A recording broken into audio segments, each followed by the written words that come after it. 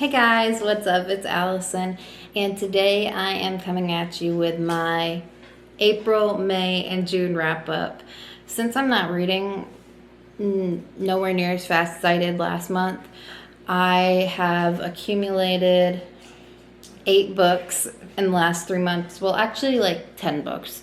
And I'm going to be sharing all of them with you in kind of like a chronological order of when I read them. So let's start out with April.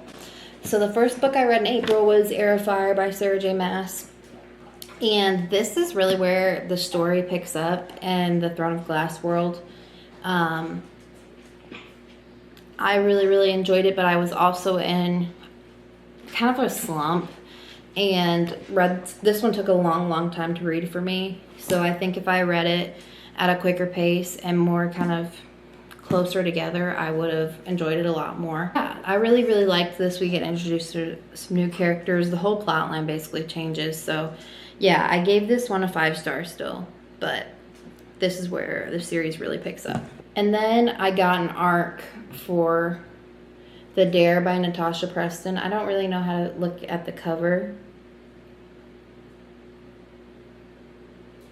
but I got an arc on NetGalley, this one right here.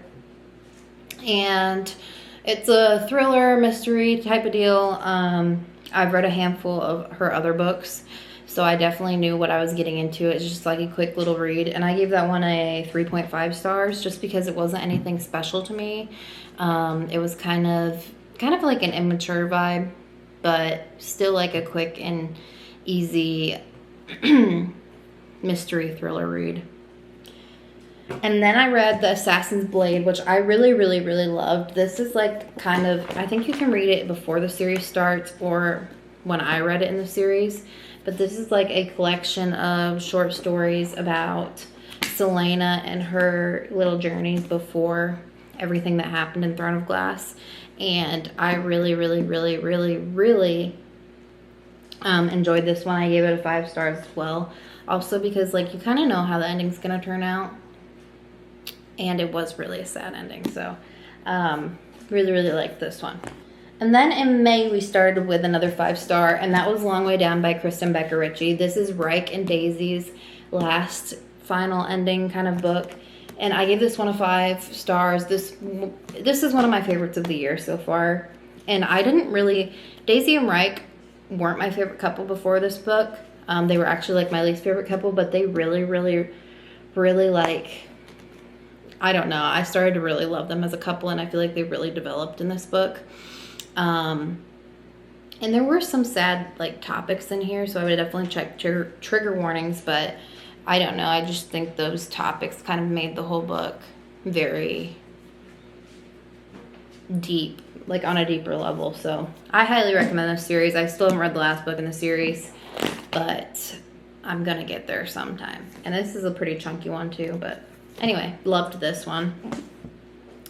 Then we read Queen of Shadows, which is the last Throne of Glass book I've read so far. I've taken a little break, but gave this one a 5 stars. I think this one, I talked about Heir of Fire, but I think I was actually kind of meaning this one was the one, I think this one was the one that I was kind of in a slump.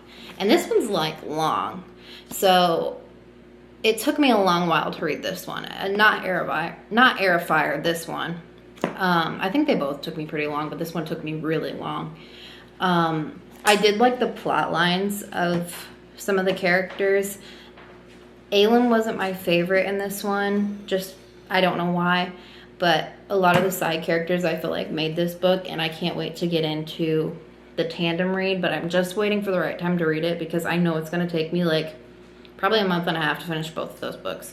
So, yeah, 5 stars for this one as well. We got a lot of 5 stars, like, in a row. But, yeah. Then we read Funny Story by Emily Henry, and this was my last book of May. 5 stars. Obviously, I knew it was going to be a 5 star before I even picked it up. But this is, like, a book about Daphne and Miles, and both of their exes got together. So now they are living in an apartment together, trying to get through these breakups. And Miles is kind of like showing Daphne the town of Michigan because she doesn't really know what it's all about besides when she was with her ex. They hung out in the town, but it was kind of just surfaced around him and what he liked to do. So Miles is trying to show her more of this town, trying to convince her to stay, and they spark their little romance. And I just love the setting of this book, and I loved Miles. I loved Miles as a character. He was top tier book boyfriend, so highly recommend this one. This one is definitely up there with my favorites of Emily Henry's. So yeah. Then starting in June, I read Powerful, which was this tiny little novella because Reckless comes out in July. And this one follows Makoto and Adina, Adina was a side character in the Powerless book. And if you've read Powerless, you kind of know her story already. But yeah, this is kind of just her little side quest and what happened, kind of what takes place during Powerless, but her perspective. And this one was just quick and easy read. I gave it a 4-star. It wasn't really much. It was the relationship was cute, but it was pretty surface level and kind of like insta-lovey. But I don't know. I think it's just a novella, so you couldn't have done much more with that. But I did like this one. And then I read Just for the Summer by Abby Jimenez. Gave this one a 4.75. Could have been a 5-star, honestly. But this one was about Justin and Emma. And they both have this curse that basically whoever they date, the next person that person dates is their soulmate. So they're just stuck with like relationships that don't last very long. So they meet up through like a Reddit chat, and they both decide that they're going to date each other, try to cancel out the curse so that the next person that they meet is going to be their soulmate. I didn't like this one at first because it was like a third person and I'm not used to that, but after a while I got used to it and I really actually loved it. I loved the premise of this book. It's a summer read, obviously. So yeah, I mean, just this, and it has like kind of like a deep backstory. So, you know, it's more than just like cutesy little romance. It's got some topics that it covers. And I just really, really, really enjoyed this one. I highly recommend it.